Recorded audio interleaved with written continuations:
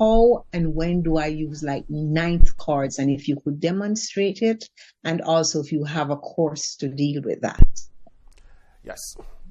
So, as someone who is also classically trained, I fully understand what you mean when you say you sound classically. Because for years, I battled with that. Everything I played sounded classical, even though I was playing the same chords and I was doing the same runs as the other guys. I was like, it sounded too square. So then you have to learn what I call musical accents. It's kind of like, you know, Patricia, I'm Jamaican, you're Jamaican. But to the average Jamaican, it would be like, Warren sounds too foreign, right? Because I know how to speak with that sort of American accenty, so to speak. And then when I go home, I can turn it off. I learn how to imitate to the core, so to speak.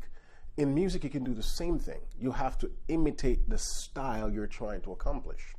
And so that's the first thing. So for me, I wanted to imitate the sort of bluesy gospel jazz style coming from the classical world. So then I listened beyond just the scope of what chord are they playing or what note that they're playing. Once you learn that, then you have to listen to what I call the third layer, is how are they playing it? And so that's when we get into phrasing.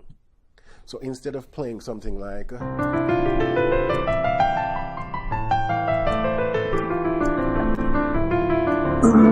which is kind of like the classical approach, a jazz guys now they starts to swing it.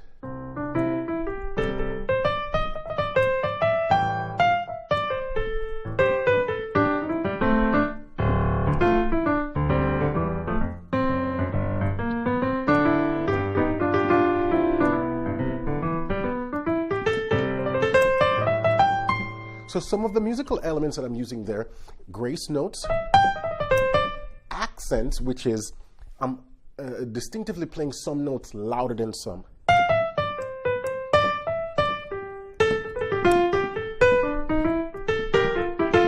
You can hear that some notes are just jumping out than others. I'm also swinging, so I'm no longer playing, but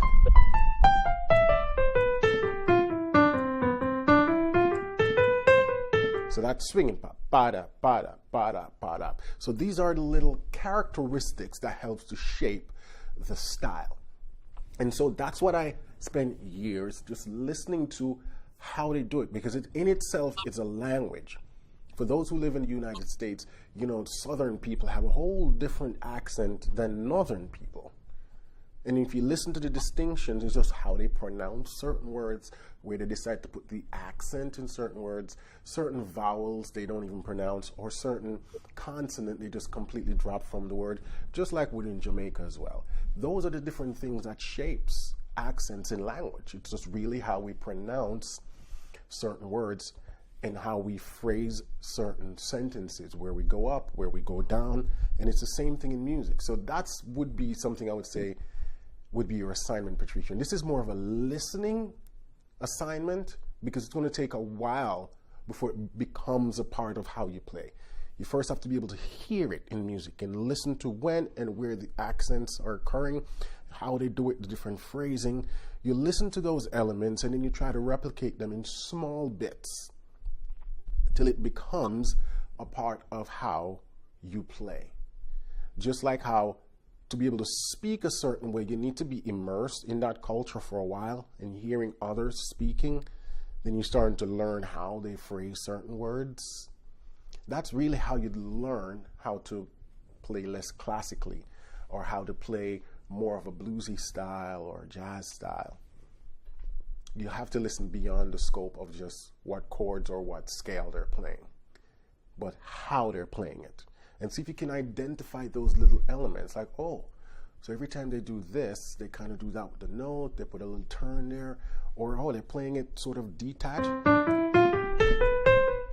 opposed to connected. Those are what we call musical elements. And that's what helps to shape the sound. Does that make sense? Yes, it makes sense, but you haven't answered the other section. Oh, yes, I forgot that there's a second question. Ninth chords. Second question. So ninth chords is really just an extension of sevenths. By the way, there are two types of ninths. There is the add 9 that you just slap on top of a major chord or a minor chord. And then we have the ninth that we add on top of a 7. So the easiest one to learn first is the add 9. This is something you can start learning tonight. Every time you play a major chord, just add the 9. And it instantly makes your triad sounds a little bit more pretty. We do this on major chord nicely. Doesn't matter what style of music you're playing, CCM, jazz, gospel, whatever. You play a major chord, just add the 9. And notice I'm adding it at a specific place. It's always buried within the middle of the chord, right where the third is. It kind of becomes this cluster. That's how it's used. Doesn't matter what key you're in. The 9. Every time I play a major chord, and I literally mean every time, I add the 9. So that's the first way to begin to use ninth. It doesn't require any specific song, progression, or chord. It's just something you add. I like to call it the salt of music. You know, you sprinkle a little salt in everything you make. That's how we use the add 9. Now, the second type of ninth is the one that is added on 7. So, in other words, every time you use a 7, you can also use the 9. So if I play a C7, I can literally just turn that into a C9. If I play a C major 7, I can also play a C major 9.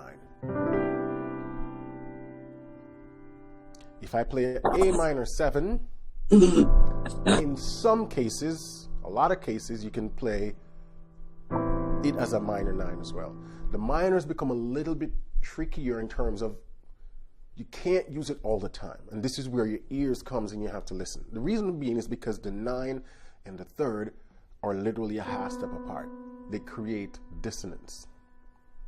And so you have to listen to what's happening with the melody at that spot, because you may not want to have that dissonance against the melody, which is why, because it requires some listening, why I say you can't use it all the time.